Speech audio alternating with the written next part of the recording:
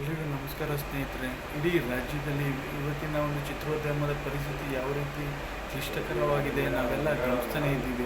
ಎಲ್ಲೋ ಒಂದು ಕಡೆ ಇವತ್ತು ದೃಶ್ಯ ಮಾಧ್ಯಮ ಮತ್ತು ಪೇಪರ್ಗಳಲ್ಲಿ ನಾವೆಲ್ಲ ಓದ್ತಾನೆ ಇದ್ದೀವಿ. ಇಂದಿನ ದಿನಗಳಲ್ಲಿ ಡಾಕ್ಟರ್ ರಾಜ್ಕುಮಾರ್ ಅವರು ಕಟ್ಟಿ ಬೆಳೆಸಂಥ ಒಂದು ಕನ್ನಡ ಚಿತ್ರರಂಗ ಇವತ್ತು ಯಾವ ರೀತಿ ದುಸ್ಥಿತಿ ಆಗ್ತಿದೆ. ಇವತ್ತಿನ ನಟರುಗಳು, ಹಿರಿಯ ನಟರುಗಳಿಗೆ ಬೆಲೆ ಇಲ್ಲದಂತಾಗಿದೆ.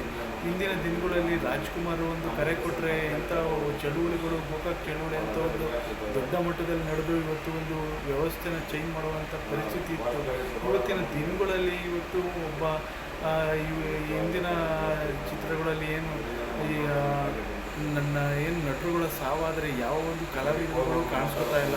ಹಿರಿಯ ಕಲಾವಿದರುಗಳಿಗೆ ಬೆಲೆನೇ ಇಲ್ಲ. ಇವತ್ತಿನ ಒಂದು ನಟರುಗಳು ಏನು ಕೋಟಿಗಳು ಸಂಪಾದನೆ ಮಾಡಿಕೊಂಡು ಅವರು ಒಂದು ಐಷಾರಾಮಿ ಜೀವನಕ್ಕೆ ಅವರನ್ನು ಒಗ್ಗಿಸ್ಕೊಂಡು ಅವರು ಬೆಳೀತಿದ್ದಾರೆ.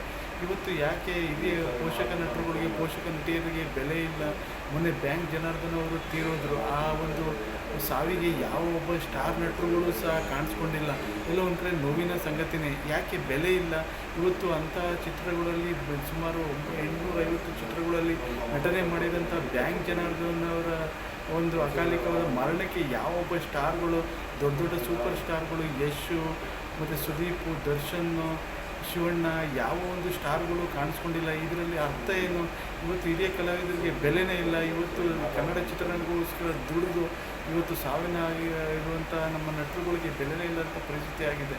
ಎಲ್ಲ ಒಂದು ಕಡೆ ನೋವಿನ ಸಂಗತಿನೇ. ಇಂಥ ಒಂದು ಸಂದರ್ಭದಲ್ಲಿ ಮುಂದಿನ ದಿನಗಳಲ್ಲಿ ರಾಜ್ಯದ ಒಂದು ವ್ಯವಸ್ಥೆಯಲ್ಲಿ ಇವತ್ತು ಕನ್ನಡ ಚಿತ್ರರಂಗದ ಪರಿಸ್ಥಿತಿ ಕ್ಲಿಷ್ಟಕರವಾಗಿದೆ. ಇವತ್ತು ಥಿಯೇಟ್ರ್ಗಳಿಗೆ ಸರಿಯಾದಂಥ ಪ್ರೇಕ್ಷಕರು ಬರೆದಿರುವಂಥ ಸ್ಥಿತಿಯಾಗಿದೆ. ಇವತ್ತಿನ ಒಂದು ವ್ಯವಸ್ಥೆ ಏನು ಅಂದರೆ ಇವತ್ತು ಚಲನಚಿತ್ರಗಳು ಕನ್ನಡ ಚಿತ್ರರಂಗಕ್ಕೆ ಒಂದು ಕಪ್ಪು ಚುಕ್ಕಿಯಾಗಿದೆ. ಇಂಥ ಸಂದರ್ಭದಲ್ಲಿ ಹಿರಿಯ ಕಲಾವಿದರಿಗೆ ಬೆಲೆ ಕೊಡುವಂಥದ್ದು ನೋವಿನ ಸಂಗತಿ. ಮುಂದಿನ ದಿನಗಳಲ್ಲಿ ಕನ್ನಡ ಚಿತ್ರರಂಗವನ್ನು ಒಗ್ಗೂಡಿಸುವಂಥ ಕಾರ್ಯ ಯಾವ ಒಬ್ಬ ನಟ ಕೈಗೆತ್ಕೊಂಡು ಇವತ್ತು ಕನ್ನಡ ಚಿತ್ರರಂಗನ ಬೆಳೆಸಬೇಕು. ಮತ್ತು ಇವತ್ತು ಏನು ಒಂದು ಕನ್ನಡ ಚಿತ್ರರಂಗವನ್ನು ಮುನ್ನಡೆಸುವಂಥ ಒಂದು ನಾಯಕತ್ವ ಬೇಕಾಗಿದೆ. ಇವತ್ತು ನಾಯಕತ್ವ ಇಲ್ಲದಂಥ ಒಂದು ಕನ್ನಡ ಚಿತ್ರರಂಗ ಪರಿಸ್ಥಿತಿ ಹಾಳಾಗಿದೆ. ಬ್ಯಾಂಕ್ ಜನರಂಥ ನಟರುಗಳಿಗೆ ಕೆಲವೊಂದು ಕಡೆ ಅವಮಾನ ಆಗಿದೆ. ಮುಂದಿನ ದಿನಗಳ ಪೋಷಕ ನಟರುಗಳಿಗೆ ಅವರಿಗೆ ವಸತಿಗಳು ಕೊಡೋದು, ಅವರಿಗೆ ಅವರ ಕುಟುಂಬಕ್ಕೆ ಆಸರೆ ಆಗೋದು, ಏನು ಒಂದು ವಾಣಿಜ್ಯ ಮಂಡಳಿಯೂ ಸಹ ಇದಕ್ಕೆ ಸ್ಪಂದನೆ ಇಲ್ಲ. ಇಂಥ ಒಂದು ಸಂದರ್ಭದಲ್ಲಿ ಕನ್ನಡ ಚಿತ್ರರಂಗವನ್ನು ಬೆಳೆಸುವಂಥ ಒಂದು ಶಕ್ತಿ ಬೇಕಾಗಿದೆ. ಮುಂದಿನ ದಿನಗಳಲ್ಲಿ ಒಂದು ಚಿತ್ರರಂಗನ ಬೆಳೆಸುವಂಥ ಸ್ಟಾರ್ಗಳು ಇರಲಿ ಅಂತೇಳಿ ನಾನು ಲೈವ್ ಮುಗಿಸಿದ್ದೀನಿ. ಜೈ ಕರ್ನಾಟಕ, ಒಂದೇ ಮಾತ್ರ. ಈ ಒಂದು ವಿಡಿಯೋ ನೋಡ್ತಿರೋದು ಸಬ್ಸ್ಕ್ರೈಬ್ ಮಾಡಿ, ಲೈಕ್ ಮಾಡಿ ಮತ್ತು ಕಾಮೆಂಟ್ ಕೊಡಿ.